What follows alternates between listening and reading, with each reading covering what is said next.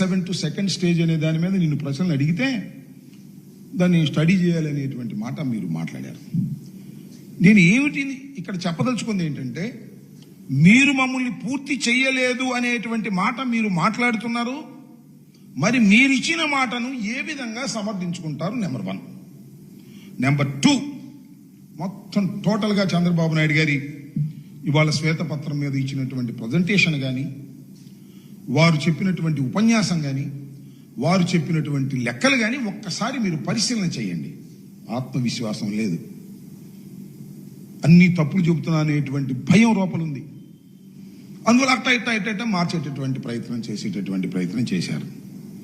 ఎప్పుడు పూర్తి చేస్తారు అంటే దానికి సమాధానం లేదు.